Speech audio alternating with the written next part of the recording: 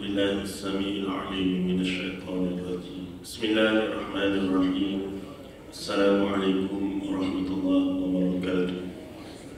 إن الحمد لله نحمده ونستعينه ونستهديه ونستغفره ونعوذ بالله من شرور أنفسنا ومن سيئات أعمالنا.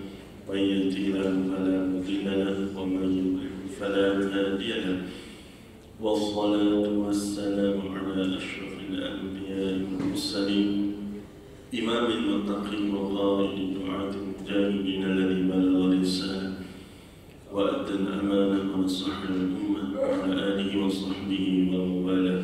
فقد قال الله سبحانه وتعالى في كتابه العزيز بعد أعوذ بالله من الشيطان الرجيم. بسم الله الرحمن الرحيم. يا أيها الناس أنتم الفقراء إلى الله والله هو الغني الحميد. وقال وتزودوا فإن خير الزاد التقوى. صدق الله العلي العظيم. اللهم ارحمنا بالقرآن العظيم وجعلنا إماما ونورا وهدى ورحمة. اللهم ذكرنا مما نسينا وعلمنا مما جهلنا وارزقنا تلاوته آناء الليل وأطراف النهار waj'alna lana hujjatan amin ya rabbal alamin. Sambungan dari surah At-Tin pada surat 597 dalam Besar Utsmani, maka dengan kita pada buku surat 298 kita akan baca dari ayat pertama sehingga ayat ke-8, kemudian terus kita masuk kepada tafsir dan ulasan. Tuan-tuan boleh buka dalam Bersama Utsmani pada buku surat 597 surah At-Tin. A'udzu billahi minasy syaithanir rajim. Bismillahirrahmanirrahim. Wat-tini waz-zaitun وطور سينين وهذا البلد الأمين لقد خلقنا الإنسان في أحسن تقويم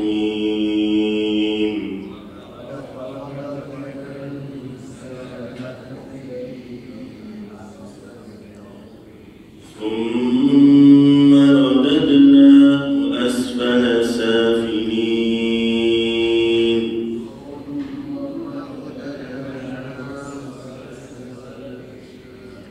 إلا الذين آمنوا وعملوا الصالحات فلهم أجر غير ممنون.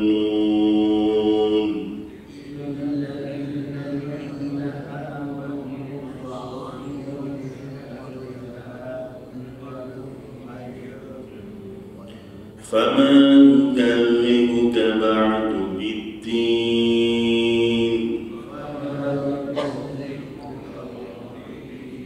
أليس الله بأحكم الحاكمين.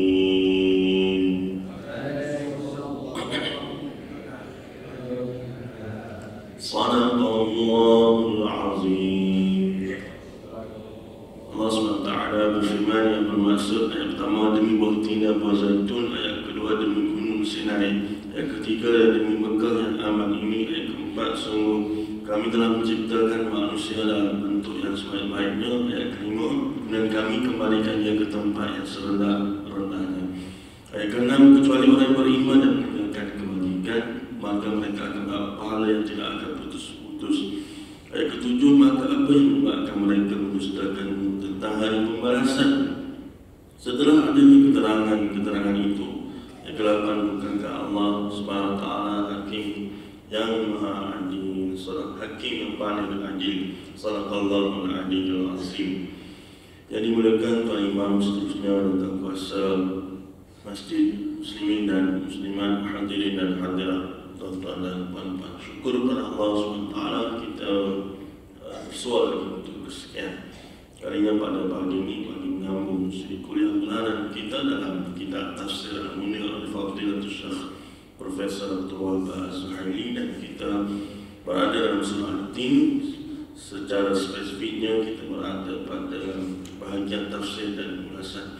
Dalam temuan kita tempoh hari kita sama-sama belajar tentang surah, kemudian kaitan surah dengan surah sebelumnya, kemudian kandungan surah secara umumnya, kemudian beberapa perkara lagi yang berkaitan dengan isi kandungan surah secara asas sebelum kita berhenti tempoh hari. Dan pada pagi ini terus kita masuk kepada tafsir dan ulasan. Tentu ia wajar bermula dari ayat pertama sebagaimana yang disebut oleh Fadilatul Syekh dalam kitab ini, dan kita bermula dengan ayat Wat-tini waz-zaitun wa turi sinin wa hadzal baladil amin. Ya, ini satu lagi gaya bahasa yang Allah SWT bermula dengan sumpah, ya, kerana jawabul qasam itu pada ayat keempat. Itu Allah SWT sebut laqad khalaqnal insana fi ahsani taqwim. Baik, sebelum daripada itu, dari ayat pertama Wat-tini waz-zaitun, kata Fadilatul Syekh dalam bahasa yang diterjemahkan, maksudnya Allah Subhanahu wa taala pada hadhihi al-ayat memulakan ayat yang pertama ini dengan sumpah, ya, Wat-tini waz-zaitun. Waw itu adalah wawul qasam. Ya, satu lagi perkataan sumpah ataupun kalimat sumpah atau wawul sumpah yang mana untuk menarik perhatian kita belajar juga tempoh hari dalam beberapa siri, beberapa ayat Al-Quran yang dibacakan sebelum daripada ini tentang hikmah dan rasional kenapa Allah SWT memulakan dengan perkataan sumpah, ya. Dan kata Fadilatul Syekh, Allah SWT memulakan ayat dengan bersumpah atas nama buah tin yang sering menjadi makanan orang Arab, dan atas nama buah az-zaitun selain daripada nama buah tin tadi yang diperang buahnya untuk mendapatkan minyak. Dan dalam satu hadis Nabi SAW pernah dihadiahkan hadiah, ya, dengan buah tin. Kemudian Nabi SAW ambil buah tin tersebut lalu dimakan dan dikongsikan dengan sahabat-sahabat radhiyallahu ta'ala alaihim ajma'in yang lain. Kemudian disebutkan bahawa jika dalam syurga Allah SWT ini boleh disebut tentang buah yang menjadi salah satu hidangan kepada ahli syurga, maka buah tin adalah salah satu daripada buah-buahan yang dimakan ataupun yang dihidang kepada ahli syurga. Dan ati ini ataupun buah ati ini adalah buah yang tidak berbiji, dan juga disebut dalam hadis tersebut ia boleh menjadi penawar kepada penyakit buasir, ya. Kemudian lagi disebut tentang maksud ayat ini, kata Fadilatul Syekh, kalau kita merujuk kepada az-zaitun pula, ya, sebagaimana yang disebut dalam satu ayat Allah SWT berfirman dalam ayat tersebut, walau lam tamsashu nar, ya, yang mana menyebut tentang buah zaitun ini yang minyaknya itu, ya. Kalau tuan-puan baca dalam ayat Allahu nurus samawati wal ardh masalu nurihi kamishkat fiha misbah, ya, al-misbah fi zujadah, az-zujadah ka'annaha kawkabun durriyun yuqadu min syajaratin mubarakatin zaitunatin la syarqiyyah wa la gharbiyyah yakadu zaituha yudhi'u walau lam tamsashu nar, ya, min syajaratin mubarakatin zaitunah, ya, ada digambarkan sebagai buah yang berkat yang mana minyaknya itu berkilat dan bersinar, ya, walau lam tamsashu nar, sekalipun tidak dibakar ataupun tidak disentuh oleh api, ya. Itu kelebihan buah zaitun. Dan kita juga belajar sama-sama tempoh hari tentang sebenarnya walaupun merujuk pada buah tin dan buah zaitun, hakikatnya sebalik itu juga merujuk kepada tempat-tempat di mana banyaknya buah tin dan buah zaitun, dan di situ ditafsirkan ataupun ulama tafsir menyebut sekurang-kurangnya ada 4 tempat dalam merujuk kepada ayat pertama ini, ataupun secara spesifiknya merujuk kepada pertama Palestin, yang tempat tersebut, kedua Syria, ketiga selatan Iraq, dan yang keempat di Tur Saina, ataupun dalam ayat yang kedua merujuk kepada ayat kedua tersebut, ya. Dan bukan semata-mata merujuk kepada buah-buahan ataupun tempat di mana buah-buahan tersebut banyak yang ada, tetapi juga merujuk kepada tempat kelahiran sebahagian Rasulullah alaihi wasallam. Contohnya kalau menyebut tentang Palestin dan Syria, Palestin secara khususnya merujuk kepada Nabi Ibrahim alaihissalam. Kemudian juga ada merujuk kepada Nabi Isa alaihissalam. Kemudian kalau kita tengok pada ayat kedua itu merujuk kepada Nabi Musa alaihissalam. Kemudian pada ayat ketiga itu merujuk kepada Nabi kita sallallahu alaihi wasallam. Jadi ini kesemua para Rasul alaihi wasallam dalam konteks mereka ini adalah cream of the cream. Mereka ini adalah bergelar Rasulul Azmi, ya. Rasulul Azmi adalah Rasul yang best of the best, ataupun Rasul yang menghadapi ataupun diuji dengan ujian yang lebih hebat berbanding dengan para Rasul alaihi wasallam yang lain. Sebab itu disebut dalam satu ayat Allah SWT berfirman, "Fasbir kama sabara ulul azm." Maka hendaklah kamu bersabar sebagaimana bersabarnya Rasul ulul azm. Dan Rasul ulul azm ini antaranya Nabi Ibrahim alaihissalam, Nabi Musa alaihissalam, Nabi Isa alaihissalam, Nabi kita sallallahu alaihi wasallam, ya. Baik.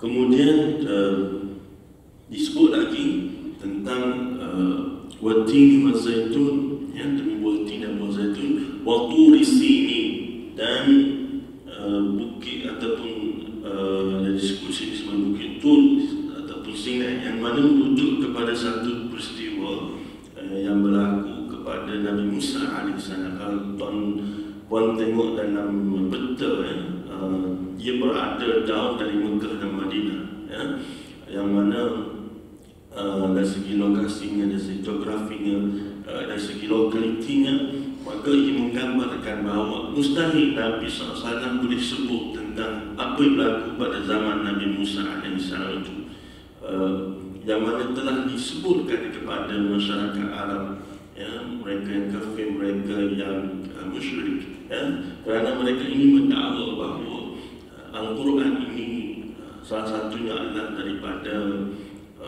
ciptaan ataupun rekaan Nabi sallallahu alaihi wasallam, ya. Sedangkan apabila sebuah turi sini dan banyak lagi peristiwa yang berlaku pada zaman Nabi Musa alaihissalam ini, siapa yang memberitahu melainkan daripada Allah Subhanahu wa taala.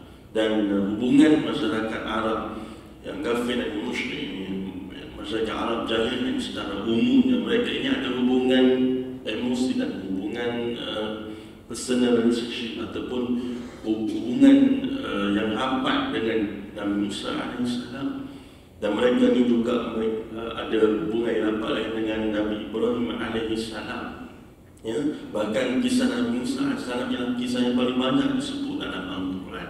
Ini tidak lain bukan secara tidak langsung untuk menafikan dakwaan orang kafir dan orang musyrik bahawa Al-Quran itu datang daripada Nabi sallallahu alaihi wasallam ataupun direka atau dicipta.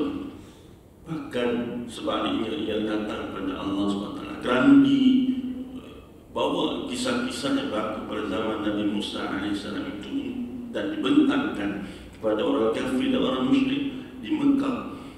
Kisah yang pada akhirnya menunjukkan mereka macam mana dan teknologi yang ketika itu bukanlah wireless dan borderless dan jarak yang jauh kerana Mesir ni, ya. Dan ataupun Arab Saudi dengan Mesir ni untuk perjalanan itu berlaku, ya, dalam tempoh yang singkat. Tapi bagaimana untuk setakat jarak yang jauh, tapi tempoh masa untuk sejarah Nabi Musa AS itu berlaku dengan zaman Nabi kita SAW itu juga terlalu jauh. Tapi bagaimana boleh diungkaikan sejarah demi sejarah sedemikian, melainkan hanya diberitakan ataupun diberitahu oleh Allah Subhanahu Wa Taala, diwahyukan oleh Allah Subhanahu Wa Taala. Baik, kisah di Tur Sinai ini kalau kita tengok dalam ayat lain Allah SWT sebut syajaratan takhruju min turi Sinai tabutu biduni wastabghil lil akilin. Jadi bukit ataupun di Sinai ini ada maknanya sumber mata minum yang tabutu biduni wastabghil lil akilin, yang subur yang diberkati oleh Allah SWT, yang dikeluarkan makanannya, sumber makanannya untuk menjadi sumber makanan kepada orang-orang yang berhajat kepadanya. Baik, tapi salah satu daripada peristiwa penting yang berlaku di situ adalah bila berlakunya dialog Nabi Musa AS dengan Allah SWT. Nabi Musa AS dapat bertawadhu ataupun secara langsung berkomunikasi dengan Allah Subhanahu Wa Taala. Dan ini antara kelebihan yang diberikan kepada Nabi Musa AS yang tidak diberikan kepada nabi-nabi yang lain. Ya, sebab itu Nabi Musa AS digelar sebagai kalimullah wa kallama Musa taklima. Ya, ataupun dalam satu ayat lain Allah SWT sebut tilka rusul faddalna ba'dahum 'ala ba'd minhum man kallama Allah wa rafa'a ba'dahum darajat. Ya, demikian Rasul alaihi salatu wassalam, mereka ada kelebihan antara satu dengan lain. Ya, ada yang diberikan kelebihan ahyaul amwat, menghidupkan yang mati dengan izin Allah SWT. Dan ada yang diberikan kelebihan boleh direct communicate dengan Allah SWT. Ya, dan ini antara kelebihan Nabi Musa AS, iaitu boleh direct communicate dengan Allah Subhanahu Wa Taala. Sebagai contoh, kalau kita tengok dalam surah Taha, Allah SWT sebut وَمَا تِلْكَ بِيَمِينِكَ يَا مُوسَى قَالَ هِيَ عَصَايَ أَتَوَكَّأُ عَلَيْهَا وَأَهُشُّ بِهَا عَلَى غَنَمِي وَلِيَ فِيهَا مَآرِبُ أُخْرَى. Ya, ini satu contoh bila Nabi Musa AS ditanya oleh Allah SWT, وَمَا تِلْكَ بِيَمِينِكَ يَا مُوسَى, apa yang ada di tangan kanan wahai Musa AS. Ya, dan alim ulama menyebut bahawa dalam mentafsirkan ayat ini bukannya Allah SWT tak nampak, tapi itu cara berkomunikasi ataupun cara menunjukkan rahmat, ya, cara menunjukkan kasih sayang kepada seseorang. Kerana Allah SWT basir, maha melihat. Ya, macam kita lah, kadang-kadang kita dah tahu dah nampak dah, tapi kita tanya lagi. Ya, kerana kita nak bercakap dengan orang tu, kita nak berkomunikasi dengan orang tu, kita nak berbual dengan orang tu, adalah sebab-sebab tertentunya. Ya, kalau kita nampak tak, dia tengah jemur kain, kita balik ke rumah, kita tanya lagi buat apa tu. Padahal kita nampak dia tengah jemur kain, dia tengah siam bunga, kita tanya lagi buat apa tu. Ya, jadi Allah SWT tanya, وَمَا تِلْكَ بِيَمِينِكَ يَا مُوسَى. Dan Nabi Musa SAW jawab satu soalan itu dengan 3 jawapan. قال يا عصاي أتوكل عليها وأوش بها على غنمي ولي فيها مآرب أخرى. Ya, bahawa wahai Tuhan, aku menggunakan tongkat ini. Qala ya asaya, ini tongkat aku. Atawakkal 'alaiha, yang apabila aku berjalan aku menekan dengan tongkat ini, ya, macam kita tengok orang berjalan menggunakan tongkat. Dan para ahli ulama tafsir membuka lagi perbahasan ini dalam konteks bahawa sepatutnya cukuplah dengan satu jawapan. Ditanya satu soalan, jawab dengan satu jawapan, dan jawapan itu betul pun. Ya, tapi Nabi Musa SAW menunjukkan kepada kita satu teladan yang kita boleh belajar, bahawa tidak ada jemu, jangan jemu kita ini berhubungan dengan Allah SWT, berkomunikasi dengan Allah SWT, berdoa dalam konteks kita kepada Allah SWT. Lepas tu jawab lagi, وَأَهُشُ بِهَا عَلَى غَنَمِي, cukup kalau kira dengan satu jawapan kepada satu soalan, tapi tambah lagi jawapan. Ya, وَأَهُشُ بِهَا عَلَى غَنَمِي. Ahushu ni kita ambil tongkat tu macam kita nak halau kambing, ayam, binatang ternak masuk dalam kandang lah.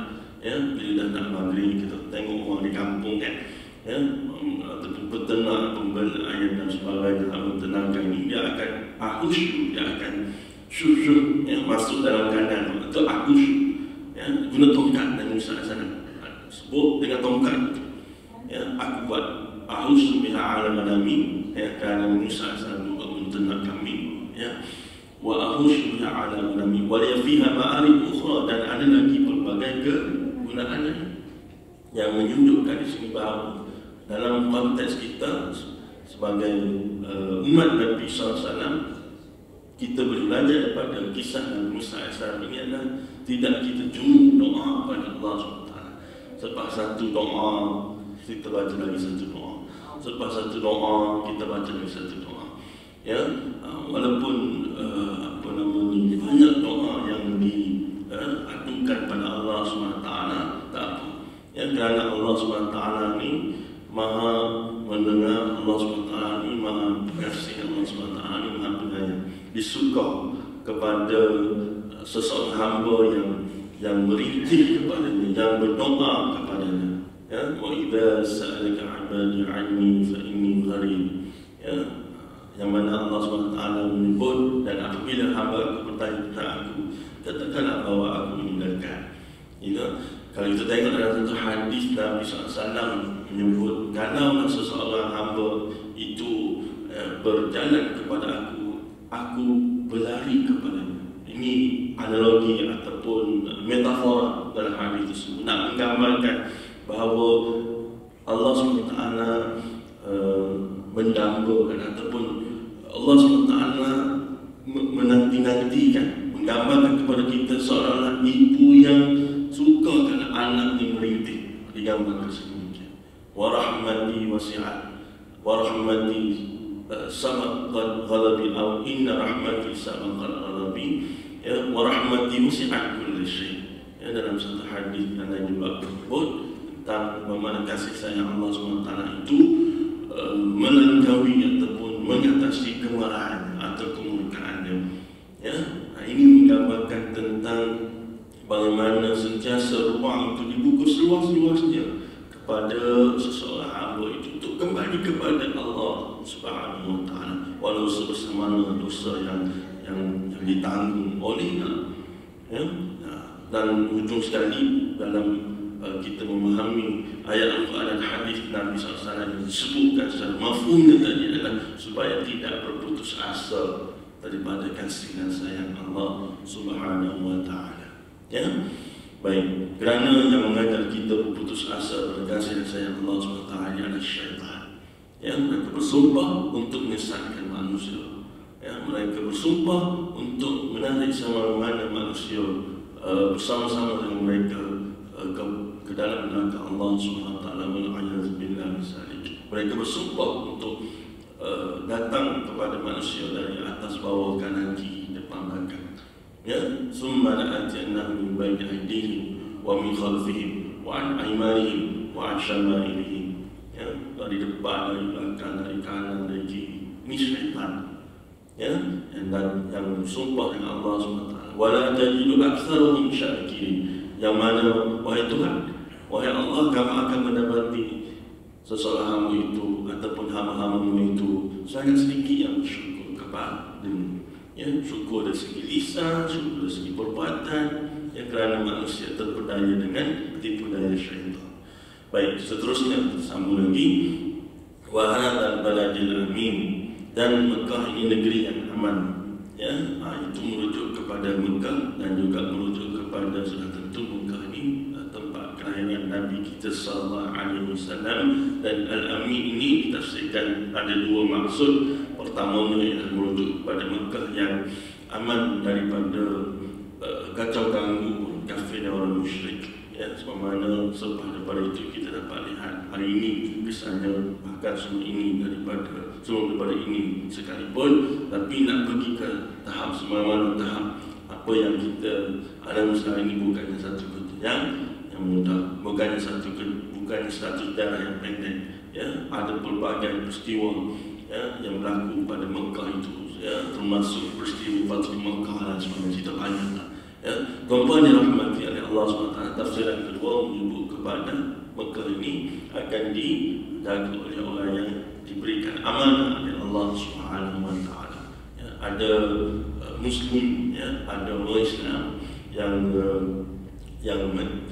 menjaga amanah, ya, dalam memastikan Mekah ini berada dalam keadaan yang sewajarnya. Dan hari ini kita dapat lihat bahkan ini bergelar tanah haram, satu daripada tanah haram itu. Ya, baik. Kemudian ini juga kalau kita lihat bagaimana Nabi Ibrahim alaihissalam doa, Rabbi ja'al hadzal balada amina. Ya, Nabi Ibrahim alaihissalam doa pada Allah SWT, wahai Tuhan, Kau jadikanlah negeri ini negeri yang hadzal balada amin, negeri ini yang aman. Ya, aman ini sudah tentu aman yang paling utama adalah aman daripada kesyirikan kepada Allah SWT. Ya, aman dalam dikata mentauhidkan Allah SWT. Dan sejarah Mekah ini memiliki sejarah yang panjang. Ya, bagaimana orang kafir dan orang musyrik melakukan pada Baitullahil Haram, Kaabah itu, dan banyak peristiwa yang berlaku. Ya, Nabi SAW pernah salat situ, ketika sujud lalu diletakkan perut unta, ya, dalam hadis yang digambarkan dalam peristiwa ketika mana Abu Jahal melihat Nabi SAW sedang beribadah, lalu berlakunya peristiwa diletakkan perut unta itu di atas belakang baginda, ya, kerana untuk menghina, ya, ibadah Nabi SAW itu, dan juga untuk memberikan tekanan psikologi dan emosi pada Nabi SAW itu, ya, dalam melakukan ibadah kepada Allah SWT. Ini salah satu daripada episod penderaan, ya, fizikal dan emosi kepada Nabi SAW dalam membawa mesej Islam itu, ya, ataupun membawa mesej mentauhidkan Allah SWT itu, tidak mensyirikkan Allah SWT itu. Baik. Laqad khalaqnal insana fi ahsani taqwim. Ayat ke-4. Kemudian, ya, laqad khalaqnal insana fi ahsani taqwim. Kata Fadilatul Syekh, Allah SWT bersumpah dengan ketiga-tiga perkara tersebut. Baik, maksudnya adalah wat-tini waz-zaitun wa turi sini wa hadzal baladil amin. Tersebut tadi bukan semata-mata kita faham secara literal, tapi juga kita faham dari segi maksudnya merujuk kepada tempat yang berkat itu. Maksudnya juga merujuk kepada di tempat yang berkat itu, siapa yang lahir daripada tempat yang berkat itu. Dan ayat keempat itu adalah jawab qasam, iaitu merujuk kepada laqad khalaqnal insana fi ahsani taqwim. Inilah yang Allah SWT nak tarik perhatian manusia, ya, di sebalik sumpah pada ayat 3 ayat pertama tadi. Ayat keempat itu adalah jawabul qasam. Allah SWT nak tarik perhatian manusia, laqad khalaqnal insana fi ahsani taqwim. Kata Fadilatul Syekh, Allah SWT telah menjadikan atau menciptakan manusia sebaik-baik kejadian, sebaik-baik ciptaan. Diberikan anggota badan yang lengkap dan sempurna, makan dengan tangannya, memiliki keistimewaan yang ilmu. Baik, fi ahsani taqwim ini, pertama kalau kita lihat dalam tafsiran ini, sebaik-baik kejadian atau ciptaan pada penampilan luar atau outer appearance. Sebab itu kalau kita bandingkan dengan ciptaan atau kejadian lain, manusia itu the perfect creation. Ya. Dalam arti kata bahawa kalau kita bandingkan dengan binatang yang berjalan dengan anggota badan, ataupun yang walaupun berjalan dengan menggunakan dua anggota badan, ya, kaki ayam ke tangan ayam, kita pun terkeliru nak sebut itu kaki ayam ke tangan ayam, kan? Ya, walaupun lebih rujuk sebagai kaki ayam, tapi ada juga yang dijadikan minhum man yamshi ala batnihi wa minhum man yamshi ala rijlain wa minhum man yamshi ala arba'. Dalam satu ayat Allah SWT sebut ada ciptaan atau kejadian ini berjalan menggunakan perut, berjalan menggunakan dua anggota badan, dalam menggunakan 4 anggota badan. Tetapi pada akhirnya jika kita letak kejadian manusia dengan kejadian makhluk lain ini, kejadian manusia ini paling cantik. Ya, dari segi kedudukan matanya, kedudukan telinganya, dari segi tangannya, dari segi kakinya, dari segi macam-macam apa yang ada pada tubuh badan manusia. Bahkan kejadian atau ciptaan ini ada yang tertengok dahinya besar, ada yang tertengok apa namanya lehernya panjang, ada yang kita tengok matanya besar, ada yang kita tengok telinganya mencapai begitu ini dan sebagainya. Jadi kita tengok yang itu telinga dia tak berapa cantik, yang ini leher dia panjang sangat, leher panjang ni serafah dah, ya. Yang ini hidungnya panjang sangat, gajah, ya. Yang ini begitu, yang ini sebuah benda lah tak kena, ya. Walaupun beauty is in the eye of the beholder kan, ya. Walaupun kecantikan ini is very subjective dan kecantikan ini gantung pada mata yang melihat. Yang kita tak boleh kata cantik mata kita, cantik mata pada mata orang, dan kita tak boleh kata cantik pada mata orang, cantik pada mata kita. Ya, ia subjektif. Ia subjektif. Pernah seorang kawan kongsikan cerita di sini, sebenarnya kongsikan cerita di sini. Dulu dia belajar di Timur Tengah, dia kata ada satu pasangan suami isteri dari benua Afrika, ya, dari benua Afrika. Fahamlah kalau dari benua Afrika, ya, yang kulit yang dan sebagainya yang berbeza dengan warna kulit kita, ya, warna kulit mereka berbeza dengan warna kulit kita, dan yalah pipinya tebal sikit dan sebagainya, tapi nampak elok lah suami isteri, ya. Jadi nak buat macam mana, dan dia tengok isteri dia cantik dan isteri dia tengok suami dia handsome, ya. Kita tak boleh bandingkan. Apa lu kahwin dengan orang dari benua Afrika, pergi cari orang dari Palestin, orang dari Syria, tak boleh kata begitu, ya. Kalau tak kahwin lah orang lain, duk tupuan tu macam kumbang bukan sengkok, bukan sekutung, kita boleh kata kan. Tapi nak sebut sini bahawa bagaimana kita we embrace lah that diversity of beautification, ya. Kecantikan yang berbagai ini kita ramai dengan terkenal, ya. And how do we see things determine what we can. Bagaimana kita melihat sesuatu itu akan menentukan bagaimana kita mendapatkan sesuatu. Jadi nak sebut tentang bahawa kecantikan itu subjektif, ya. Bagaimana kekayaan juga subjektif kan, ya, kekayaan juga subjektif. Sebab itu dalam Malaysia ini sendiri pun kita tak perlu pergi keluar lah, ya. Istilah T20, M40, P40 pun sudah berbeza-beza, ha? Jadi kalau M40 di Lembah Kelang pergi ke Kelantan dah jadi T20, ya. Ia berbeza-beza mengikut apa namanya status sosial dan sosioekonomi setempat itu pun sudah berbeza. Jadi kita kami sudah dengan takdir dan inilah dunia kita, ya. Sentiasa ada orang tak puas hati begitu, tak puas hati, ya. Tapi yang pentinglah bagaimana sudut pandang kita itu, overview kita itu, dan kita tak boleh memaksa orang untuk setuju dengan kita ataupun tidak setuju dengan kita, ya. Apa yang pentinglah bagaimana seni menguruskan perbezaan pendapat, itu yang lebih penting, ya. Itu yang lebih penting. Dulu para alim ulama apabila mereka berbeza pandangan, mereka akan menulis pencerahan demi pencerahan, ya, ataupun kitab demi kitab. Ya, hari ini netizen apabila berbeza pandangan, apa jadi? Entah kan, entah maki, caci, hina, apa ni, bad mouth, macam-macam lah. Bukanlah not to the extent lah, mungkin kita kata takkan nak tulis jurnal ke majalah, ke artikel, ke kitab. Mungkin not to the extent, tapi kalau dia ada pandangannya sendiri, so that's it lah, ya. Kita ada pandangan kita, ya. We subscribe to our opinion, ya. Kita tak boleh, ya. Kalau kita bercakap tentang perbezaan pandangan, sudah tentu kalau dalam politik pula ia berkaitan dengan seni, menguruskan persepsi, ya, kalau dalam politik. Tapi kita tak boleh memaksa orang tu ikut kita, dan kalau orang tu tak ikut kita, maka tak ini hukum hakam dan sebagainya.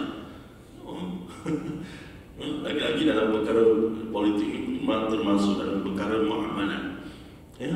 dalam perkara yang tidak yang dibenarkan berlakunya perbezaan pendapat.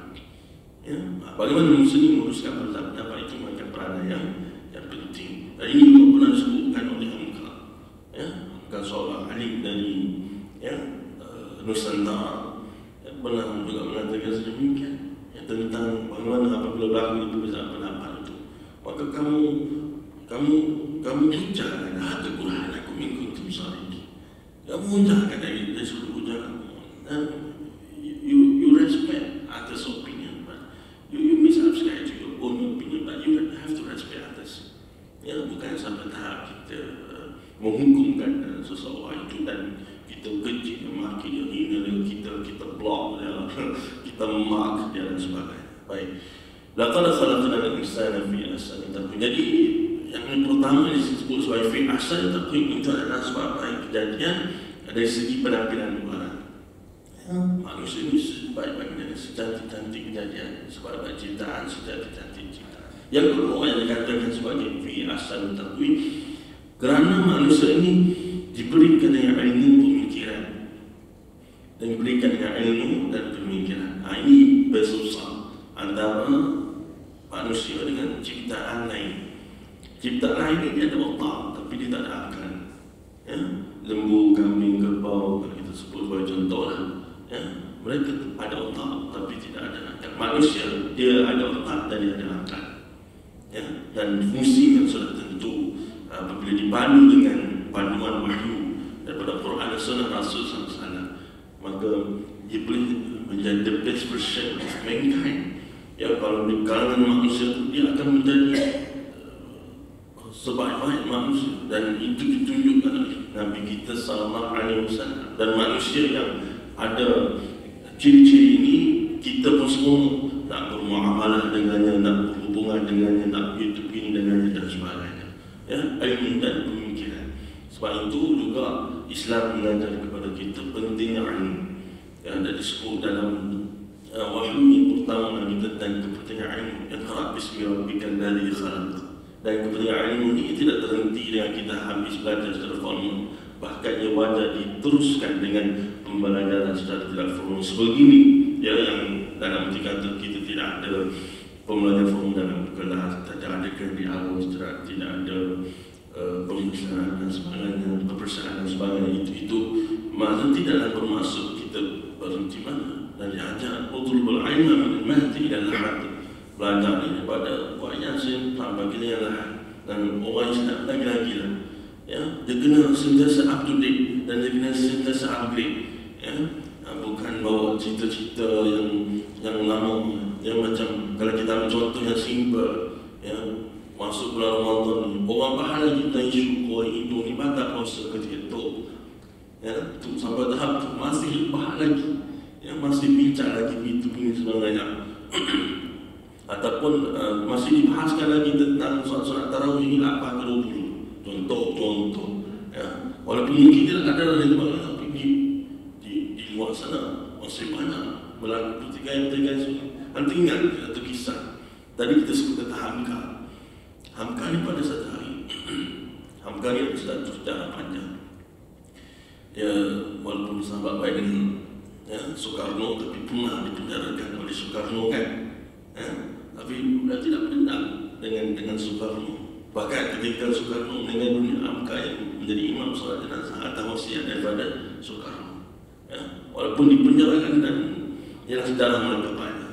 Tapi ada sebut satu kisah Hamka ni tentang isu solat 8 ke solat 20 dekat tarawih. Ya, bijak pendekatan yang dipakai, iaitu bila ditanyakan kepada ahli jemaah nak solat 8 kan nak solat 20, jemaah itu sebab di sana juga berlaku pertentangan pemikiran antara kaum muda dengan kaum tua. Ya, sebab kita modal dulu, ya, sekarang juga walaupun tidak dikenal sebagai kaum muda dengan kaum tua, pertentangan pemikiran. Jadi yang kata tak apa, nak buat dulu tak apa lah. Ya, solat tarawih ini dari segi spiritnya adalah satu solat sunat yang tarawih itu maksudnya rehat. Ya, maknanya tenang-tenang saja. Maknanya dalam keadaan kalau solat-solat tarawih itu sampai nak kena kerja masa, sampai tomak ninahnya pun ditaklukkan, sampai baca Quran pun nak kena cepat-cepat sebab takut pukul 10 tak boleh lebih pukul 10 contoh. Ya, hari ini dah defeat di purpose. Ya, jadi dibandingkan cerita angkat, ada jemaah tu dia kata nak 20, tak apa lah nak 20. Ya, jadi hamka imam, apa jadi? Bila hamka jadi imam, dia lamakan sikit imam solat-solat tarawih 20 rakaat. Bayangkan, ya, 20 rakaat kemudian dibaca lama sikit, dibaca lama sikit. Lama lah nak habis. Ya, bila lambat lah nak habis, selepas pada itu, selepas selesai solat-solat tarawih hari tersebut, tanya lagi pada jemaah, esok nak solat 20, nak solat 8. Jadi tidak nak solat 8. Tak jawab 8. Jadi tidak yalah, orang kata dihujah 20 ni begitulah begini, 8 ni begitulah begini. Mungkin ada orang kata, Ustaz sembang begitu begini dan sebagainya kan. Ya, tapi bila buat tu baru orang nampak. Ini antara kebiasaan hamka yang mungkin kita boleh belajar banyak perkara daripada situ. Ya, kebiasaan dari segi tindakan. Dan hikmah ini perlu ya dalam kehidupan kita sebagai orang Islam yang rencang dari segi pemikiran, rencang dari segi kepelbagaian bahasa, bangsa, budaya. Ya, kita ni rencang ya, Malaysia is multiracial country kan, negara pelbagai bangsa ni. Kadang-kadang kita tak perlu cakap banyak pun. Ya, kuliah panjang-panjang pun tak perlu. Ya, tunjuk ya pada orang di sana. Baik. Tunjuk lisan hal afsahu min lisan maqal. Ya, perbuatan itu speak louder than words, action speaks louder than words. Ya, perbuatan itu lebih berkesan di segi implikasinya berbanding dengan kata-kata. Baik. Kemudian ini yang disebut sebagai ilmu pemikiran. Dan sebab itu juga Islam menganjurkan hifzul aql min maqasid syariah, menjaga akal itu sebahagian daripada objektif syariah. Sebab itu Islam sangat mementingkan penjagaan akal. Ya, sudah tentu kisah paling masyhur ialah kisah tentang pengharaman Arab. Kerana dikonsum alkohol ini dia akan menyebabkan kamu ini akan akal kamu ini akan hilang pertimbangan dan sebagainya. Dan selain daripada itu bukan setakat tidak boleh konsum alkohol dan sebagainya, tapi juga memberikan nilai kepada akal. Dan akal ini perlu diasah. Cara untuk akal diasah ini adalah dengan memperbanyak iksar qiraah, maknanya kamu memperbanyak bacaan. Dan dalam konteks kita boleh mempelbagaikan bacaan. Itu cara kita latih akal kita ini untuk sentiasa berfungsi dan bergerak. Sebab itu kalau kita tanya orang yang selected ataupun orang tertentu yang macam mana dia umurnya dia masih ingat, macam mana dia umurnya dia masih macam-macam lah ya. Dan antara sudah tentu yang diberikan jawapan kepada kita ialah memperbanyak bacaan. Ya? Dan Allah SWT ni yang maha kaya, yang maha adil, yang maha bijaksana ni, lagi kita baca banyak, dia akal kita, otak kita ni dia tidak berkembang. Dia tidak besar jadi pusat kepala. Dia tidak jadi kepala besar. Ya? Kepala kita ni kekal gitu. Ya? Kalau kita makan banyak, perut kita naik. Ya? Kita makan banyak, kita minum banyak, orang menampak. Dulu kurus sikit, sekarang ni kurus sikit. Kemudian minum sikit, itu biasalah. Ya? Tapi sebab makan banyak, sebab minum banyak contoh. Ya? Tapi akal kita ni, kita banyak kali guna pun, banyak kali baca pun, kita otak kita dia begitu. Ya? Ini salah satu kesempurnaan yang diberikan oleh Allah SWT dalam penciptaan manusia itu sendiri. Jadi apa lagi sebab untuk kita tidak memperbanyak bacaan. Ya? Salah satu ubah untuk kita kurangkan menanyuk dan sebagainya itu dengan banyak membaca. Dan sudah tentulah banyak baca ni, banyak juga kita kena baca Quran. Quran ni kena kalau boleh dikatakan bacaan wajib Quran. Dan lain kita baca juga akhbar kita baca, laman sosial kita baca, bahan-bahan bacaan lain kita baca juga. di age-nya, di ekonomisnya kan. Ikutlah Reader's Digest, ikutlah novel John Grisham contoh ya, baca-baca nak. Tapi nak sebut tentang baca, tapi yang paling utama Quran tu kena baca. Itu yang paling utama. Jangan baca benda lain saja, Quran tak baca. Benda lain baca sebab faham Ustaz. Mengaji Muslim, mengaji UK kan bagaimana. Quran ni bahasa Arab tu. Quran ni dia kalau kita baca yang lain tu dia setakat habis, bila kita mati habis kan. Quran ni bila kita baca sampai hari akhirat, dan dia jadi teman dalam kita. Iqra'ul Quran fa innahu ya'ti yaumil qiyamah syafi'an li sahibi. Quran ni baca, dia bukan setakat untuk dunia kita dan akhirat kita, itu lebih penting. Tapi nak kata baca Quran saja tak kena juga, kena baca benda lain. Yang paling penting adalah baca benda lain saja, tak baca Quran saja. Ya, sebab tu kita setiap kali mula kuliah kita akan baca ramai, kita baca surah ini, kita faham surah ini, dan nanti kata kita pandai baca surah ini. Tapi nak biar ada tu sense of belonging ya, kepada ayat-ayat. Tak faham apa kita belajar, kita mengaji. Itu dia. Macam dululah kita tak faham bahasa Inggeris, kita belajar, kita mengaji kan. Ya, pernah ada buat analogi di sini. Tak faham kalau orang hantar surat pada kita, tercayalah untuk fahamkan kepada kita ni pasal apa ni. Contohnya ya, orang hantar surat kepada kita dalam bahasa Inggeris, kita ni mai pada kampung contoh dulu ya, hantar surat bahasa Inggeris, urusan tu jadi tu ada contoh ya. Kalau kita baca apa benda kita faham, kita cari yang faham bahasa Inggeris, tolong terjemah apa benda, mungkin ada perkara yang penting yang nak disampaikan ya. Quran lagi lah ya, tu surat pada orang ni, surat kalau kita analogikan surat pada Allah Subhanahu wa ta'ala kepada seseorang hamba. Tak faham, carilah orang yang faham, belajar ya. Itu kaedah. Jangan bila tak faham Quran ditinggal. Tak faham di age baca, di ekonomis baca, di age baca, benda lain tak apa lagi kalau kita kata ya. Tapi tak faham Quran ditinggal terus ni, Allah rugi. Kita ni hidup sekali dunia, sekali akhirat. Dan mati kita ni mati yang boleh berlaku bila-bila masa saja. Tempoh harinya kita baca laporan berlaku di tempat kita.